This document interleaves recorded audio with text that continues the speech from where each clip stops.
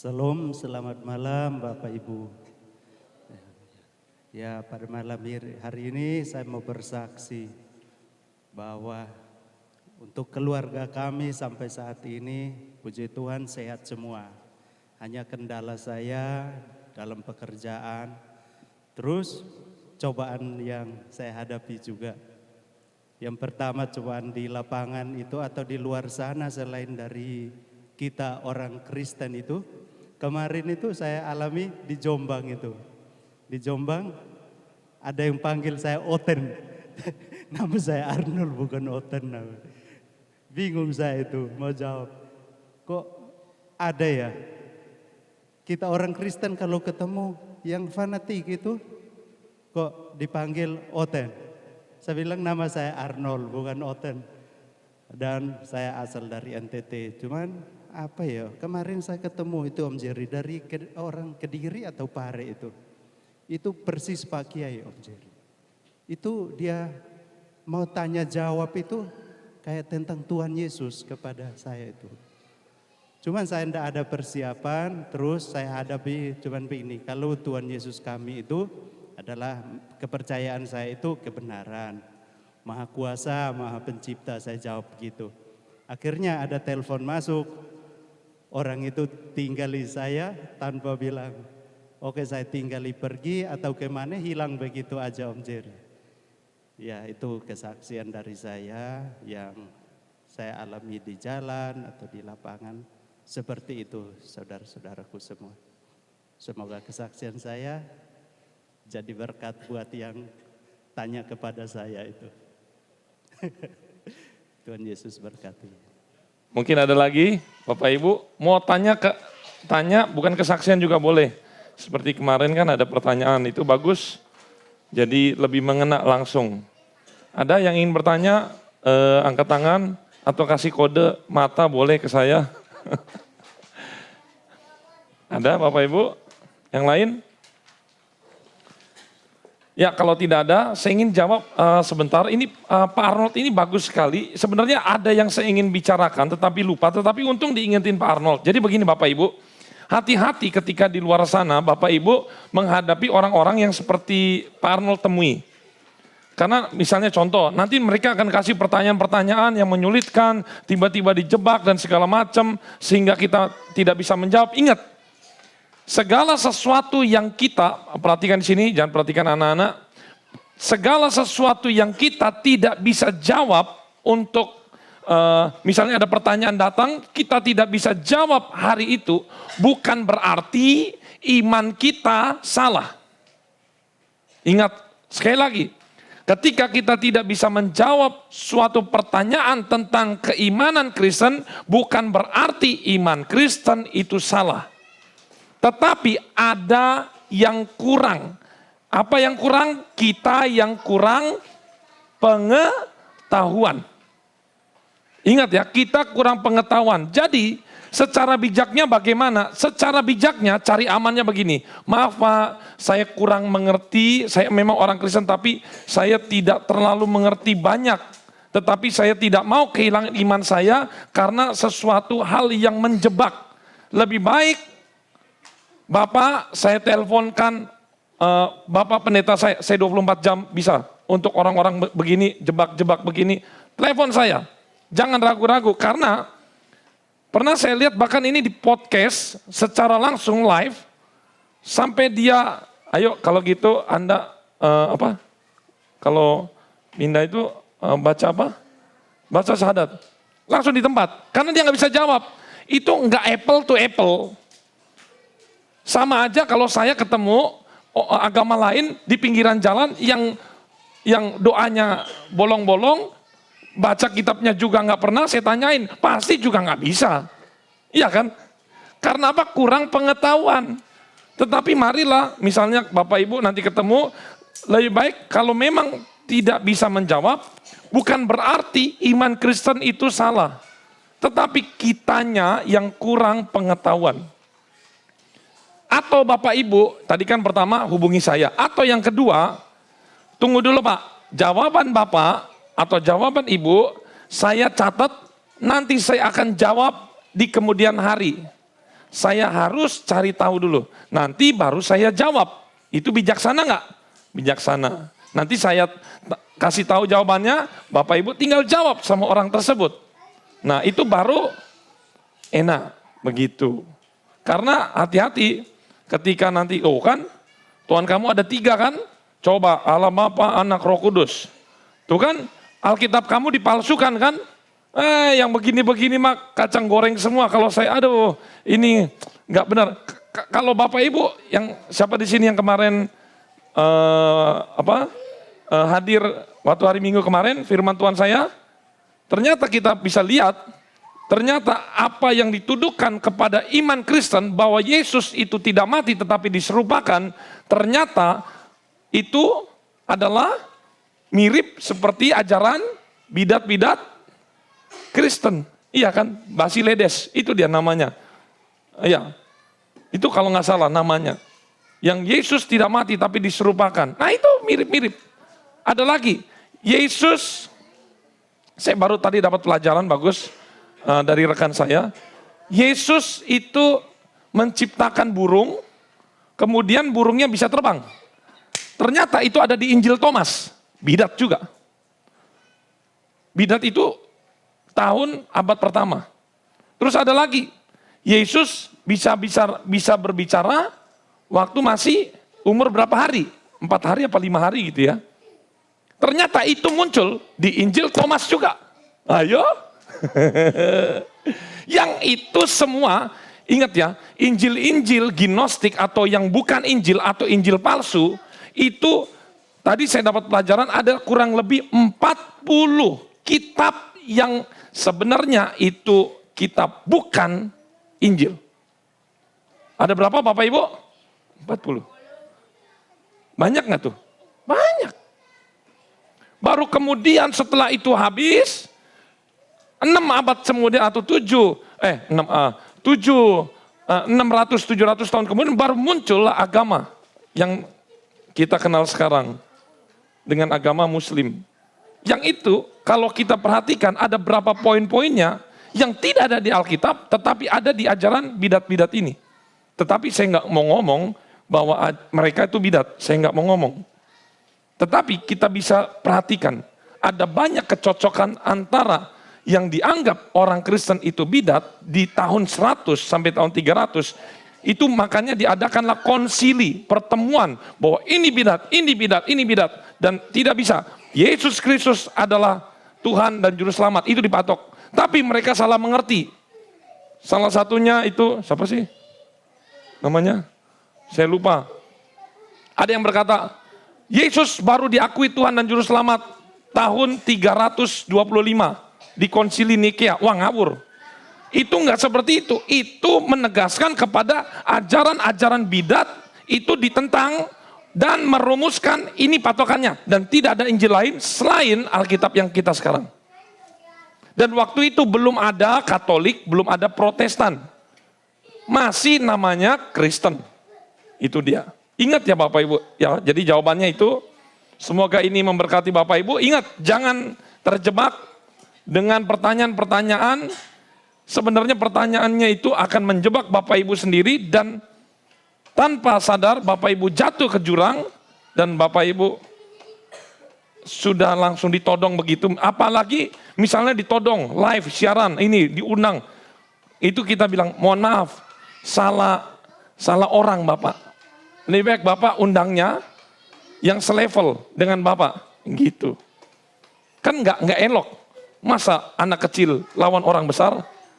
Apanya anak kecil? Pengetahuannya masih kecil, lawan yang sudah pengetahuannya orang dewasa nggak bisa. Apple to apple. Ya kiranya ini memberkati kita semua. Mari kita masuk pemberitaan firman Tuhan. Kita buka di dalam Matius 16.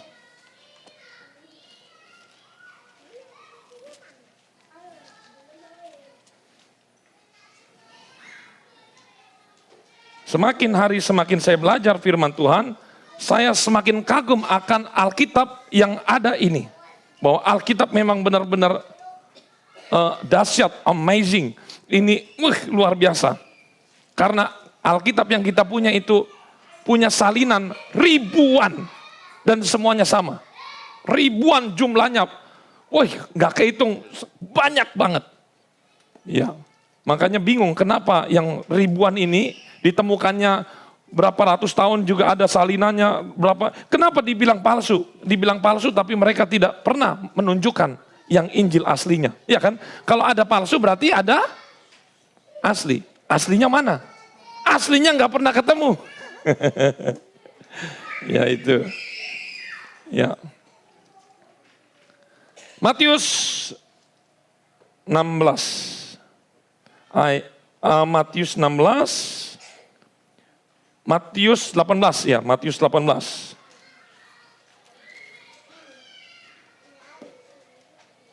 Matius 18 ayat 18 sampai 20. Kita baca bersama-sama ayat ini.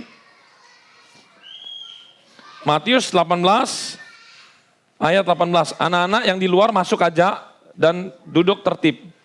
Tolong masuk aja anak-anak di luar, suruh duduk. Ya.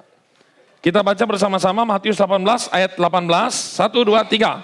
Aku berkata kepadamu, sesungguhnya apa yang kamu ikat di dunia ini dan apa yang kamu lepaskan di dunia ini akan terlepas di surga. 19. Dan lagi aku berkata kepadamu, jika 2 orang daripadamu di dunia ini sepakat meminta apapun juga, permintaan mereka itu akan dikabulkan oleh Bapakku yang di surga. 20. Sebab di mana 2 atau 3 orang berkumpul dalam namaku, di situ aku ada di tengah-tengah mereka. Bapak Ibu, sadar nggak sadar bahwa kita ini kan sangat tergantung oleh mata jasmani. Dengan mata jasmani, dengan pikiran yang logis. Perhatikan ini, mata jasmani, mata itu bisa melihat yang apa? Yang kelihatan. Makanya mata dan pikiran kita mengolah sesuatu juga yang ada wujudnya. Tetapi tanpa disadar bahwa selain mata dan pikiran kita ini ada namanya kita masuk di dalam dunia roh. Ada namanya tubuh jasmani, ada namanya tubuh roh. Ada namanya di dunia ini berupa fisik. Tetapi ada juga surga. Surga itu apa? Fisik atau non-fisik? Non-fisik. Ingat baik-baik. Tetapi dunia yang fisik sama non-fisik itu ternyata berhubungan. Katakan berhubungan. Firman Tuhan dikatakan di sini, apa yang kamu ikat di sorga, ya ikat di dunia ini akan terikat di sorga. Apa yang kamu lepaskan di dunia akan terlepas di sorga. Ini pengertiannya banyak banget. Kita di bumi melepaskan Yesus. Kita melepaskan Yesus, kita menjual Yesus, maka otomatis di surga juga, di dalam buku kehidupan, dicatat, dicoret, dihapus. Itu nyambung. Dunia manusia dengan alam atau di surga itu nyambung. Tetapi bukan hanya dunia surga saja atau dunia kebaikan saja yang menyambung, terkoneksi. Jadi kalau saya mau katakan ada 3 cabangnya. Manusia ini atau dunia ini, dunia fisik.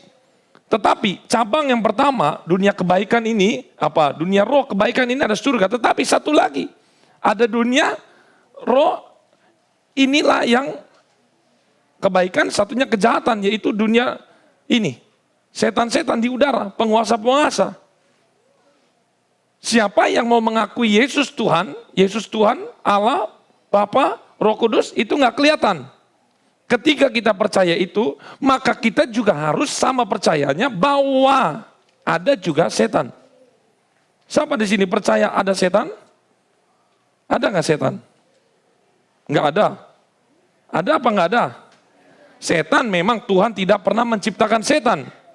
Kalau di kitab tetangga kita, itu setan diciptakan dari api. Tetapi Tuhan, kalau kita, di Alkitab kita, Tuhan tidak pernah menciptakan sesuatu yang jahat. Tuhan hanya menciptakan kebaikan. Tetapi setan atau iblis dan pengikutnya itu adalah malaikat yang tidak taat kepada Tuhan dan dijatuhkan ke ke bumi. Itulah siapa? Setan atau iblis, mantan malaikat. Tapi jangan kita berkata kepada mantan pacar kita, kamu iblis. Kan mantan. Nah itu ya. Meskipun sama-sama mantan tukang bohong. Gitu. Nah tetapi kita masuk lagi di sini. Ingat, apa yang kita terjadi, misalnya Pak Arno tadi kan, ketika saya bekerja begini, itu dunia fisik. Tetapi sebenarnya ketika istrinya mendoakan, anak-anaknya sama-sama mendoakan, nah mendoakan itu apa? Wujudnya enggak ada. Tetapi sebenarnya ini sangat berpengaruh. Mungkin Bapak Ibu masih ada yang beranggapan, saya ke gereja itu rutinitas saja. Tetapi ini kita datang ke tempat ini, kita ini mainannya apa? Bukan mainan fisik. Kita ini, apalagi ini, doa selamat malam Roh Kudus. Ini kalau saya bilang ya, saya bukan membeda-bedakan ibadah, Tuhan ada, tetapi ini lebih masuk kepada, lebih sakral dalam hati saya itu adalah selamat malam Roh Kudus ini. Lebih kita benar-benar bertemu dengan perjumpaan pribadi.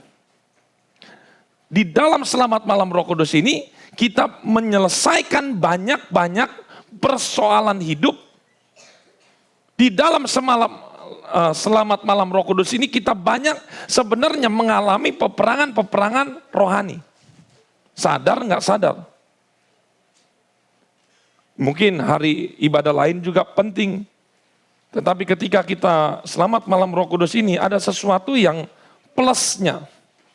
Kita berdoa itu benar-benar wah ya. Tetapi sayang sekali ini tidak bisa dirasakan oleh semua orang. Makanya sayang Bapak Ibu, kalau Bapak Ibu datang selamat malam Roh Kudus, datang kosong, pulang kosong. Berarti itu ada sesuatu yang lain, ada sesuatu yang salah. Harusnya Bapak Ibu ketika datang di sini, ini seperti bengkelnya. Yang rusak-rusak dalam diri Bapak Ibu, itu benar-benar disembuhkan, diperbaiki di tempat ini, di dalam selamat malam Roh Kudus ini. Mungkin Bapak Ibu tidak berpikir sampai sejauh itu bahwa rumah tangga saya itu fisik. Ya. Pekerjaan Bapak Ibu fisik. Tetapi ketika dalam alam rohnya itu terganggu, maka otomatis pekerjaan Bapak Ibu terganggu, rumah tangga Bapak Ibu terganggu. Makanya firman Tuhan berkata, musuhmu bukan darah dan daging, tetapi apa? Roh-roh jahat. Darah dan daging siapa? Bukan istrimu, bukan suamimu, bukan mertuamu, bukan orang tuamu. Jadi ketika terjadi pertengkaran dalam rumah tangga, terjadi apa segala macam di pekerjaan, itu berhubungan dengan alam roh. Pasti ini kerjaannya, dalangnya di atas. Makanya firman Tuhan berkata, kita harus menengking kuasa-kuasa jahat itu. Jadi Bapak Ibu, jangan berpikir Bapak Ibu ketika bekerja, saya datang selamat, pergi selamat, pulang selamat. Enggak sesepele itu. Bahwa Bapak Ibu ketika pergi kerja, mulai kerja, pulang dengan selamat, ada yang menjaga, yang Bapak Ibu tidak lihat. Itulah Roh Kudus yang menjaga kita. Itulah malaikat Tuhan yang senantiasa menjaga hidup kita. Amin. Orang-orang Kristen mengenal, mungkin nggak mengenal namanya, kok saya beruntung ya, kok saya hoki ya, kok saya untung terus ini terus. Itu selalu ada hubungannya, selalu berhubungan. Ketika hati kita beres, roh kita beres, sehat, maka imbasnya secara fisik itu juga beres. Ketika jiwa kita beres, maka daging pun beres. Hati yang gembira adalah, gembira itu kelihatan apa enggak? Secara wujud? Enggak. Hati kan? Apa hati kelihatan? Enggak.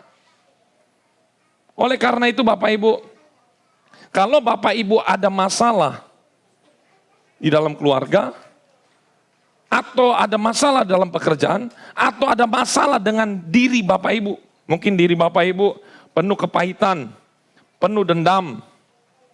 Seperti orang normal biasa. Tetapi mari kita masuk di dalam alam roh, di dalam doa, nanti kelihatan. Saya senang dengan rata-rata ibu-ibu ketika berdoa, kita udah lepas, udah gak malu lagi. Lulu gua. Memang kalau saya malu, kamu bisa kasih apa sama saya? Saya berdoa udah gak malu lagi. Justru yang malu adalah yang ketika datang, Tuhan Yesus, udah amin. Udah, air mata gak keluar, rasa gak ada. Ih, rugi banget. Sangat rugi. Contoh begini, 10 orang nangis, 1 enggak. Yang aneh yang mana? Yang aneh yang enggak nangis. 10 orang enggak nangis, yang 1 nangis. Yang aneh mana? 10 orang yang tidak nangis, yang enggak aneh. Nah, ketika Bapak Ibu berdoa, saya kan melek, Bapak Ibu merem. Saya lihat hampir sebelumnya nangis. Tapi ada 1 yang enggak nangis. Ada 1 yang gitu. Lah ya aneh sendiri ini. Ketiduran lah apa segala macam. Oleh karena itu Bapak Ibu, inilah saatnya kita memperbaiki hidup. Jadi ketika Bapak Ibu berdoa tanpa sadar, pulang ke rumah, Bapak Ibu itu jiwa dan rohnya itu seperti di-repair, diperbaiki. Saya yakin kalau rohani Bapak Ibu mantep, kuat, bersih, maka Bapak Ibu menghadapi pasanganmu yang tadinya pasangan kita diajak berantem-berantem aja, tapi kalau kita sudah bersih, kita udah sehat di dalam roh kita, jiwa kita, ketemu dengan pekerja-pekerja di dalam kerjaan yang menyebalkan, ketemu dengan orang-orang yang menyebalkan, kita enjoy. Karena udah selesai. Ingat, tidak kelihatan bukan berarti tidak ada. Sekali lagi, tidak kelihatan bukan berarti tidak ada. Justru yang tidak kelihatan itulah yang sangat penting. Bapak Ibu, ketika Bapak Ibu tutup mata, sebagian orang ada yang melihat, tapi sebagian orang ada yang tidak melihat di dalam alam roh. Tetapi sebagian lagi ada yang tidak melihat tapi merasakan. Tetapi ada sebagian yang tidak melihat, tidak merasakan, dan tidak terjadi apa-apa. Inilah orang yang malang. Lahirnya di Malang, matinya di Balikpapan. Itu. Ini sangat menyakitkan hidup kalau tanpa kita mengenal pribadi Yesus. Oleh karena itu mari malam ini kita buka-bukaan. Ada yang sakit hati dengan mantan, dengan orang tua? Dengan siapa?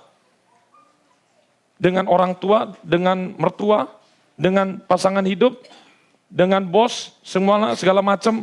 Ayo, lepaskan aja. Karena sampah itu nggak boleh disimpan. Kita harus buka. Saya mau kita semua jujur di hadapan Tuhan, supaya kita pulang, kita mengalami pemulihan, mengalami kesehatan. Amin. Ingat, yang tidak kelihatan belum tentu itu tidak ada. Justru yang tidak kelihatan kadang itu sangat penting. Supaya yang kelihatan ini itu sebenarnya hasil dari yang tidak kelihatan. Kita bisa sehat, kita bisa sukses, justru bukan dari yang kelihatan kita kerja, tapi dari yang tidak kelihatan. Siapakah yang doakan kita? Ketika kita berdoa pada malam hari ini, tidak kelihatan Tuhan. Justru yang tidak kelihatan Tuhan itu atau Roh Kudus, itulah yang akan memberkati kita yang kelihatan. Tuhan Yesus memberkati, siap-siap kita masuk di dalam doa, tidak usah malu, benar-benar kita enjoy, nikmati kuasa Roh Kudus. Puji Tuhan.